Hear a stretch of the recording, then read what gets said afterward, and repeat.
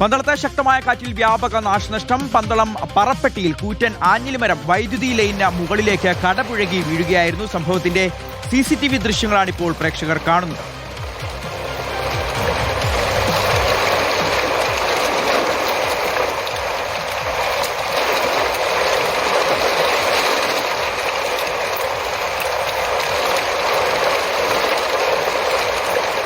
പന്തളം തെക്കേക്കര മേഖലയിലാണ് വ്യാപക കൃഷിനാശമുണ്ടായത്. കാറ്റിൽ വാഴകൾ ഒടിഞ്ഞു വീണതിന് പുറമെ കപ്പ, ചേന തുടങ്ങിയ പച്ചക്കറി കൃഷികളും പൂർണ്ണമായും നശിച്ചു. പ്രവീൺ പുരുഷോത്തമനോട് വിവരങ്ങൾ ചോദിക്കാം. പ്രവീൺ, ആ ദൃശ്യങ്ങൾ കണ്ടുകൊണ്ടിരിക്കുകയാണ്. വലിയ നാശനഷ്ടം ഉണ്ടായിട്ടുണ്ടോ?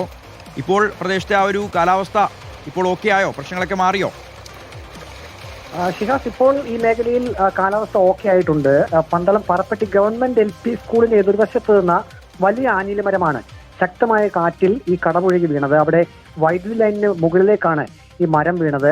അവിടെ സ്കൂളിന്റെ മതിലിനോട് ചേർന്ന് നിന്ന പോസ്റ്റ് ഉൾപ്പെടെ റോഡിലേക്ക് ചെരിഞ്ഞു. അങ്ങനെ അല്പസമയം ഗതാഗതവും തടസ്സപ്പെട്ടു. നമുക്ക് ആ ദൃശ്യത്തിൽ കാണാം, ഈ മരം ശക്തമായിട്ടുള്ള കാറ്റിൽ ഒടിഞ്ഞു വീഴുന്ന സമയത്ത് അതുവഴി വാഹനങ്ങളൊന്നും വന്നില്ല. അതേതായാലും ഭാഗ്യമെന്ന് തന്നെ പറയാം.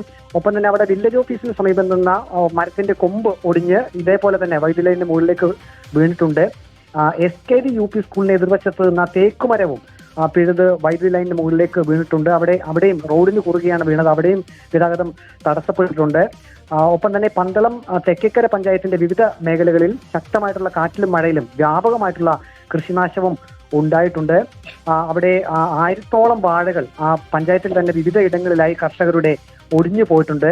ഒപ്പം തന്നെ കപ്പ, ചേന, പച്ചക്കറികൾ എന്നിവയ്ക്കും വ്യാപകമായിട്ടുള്ള കൃഷിനാശം സംഭവിച്ചിട്ടുണ്ട്. കഴിഞ്ഞ ദിവസം മുതലാണ് പത്തനംതിട്ട ജില്ലയിൽ ശക്തമായിട്ടുള്ള വേനൽ മഴ പെയ്യുന്നത്. അത് ഉച്ചയ്ക്ക് ശേഷമാണ് പെയ്യുന്നത്. ഒപ്പം തന്നെ ഇടിമിന്നലും ഇന്നിപ്പോൾ സംഭവിച്ച രീതിയിലുള്ള ശക്തമായിട്ടുള്ള കാറ്റും ഒപ്പമുണ്ട്.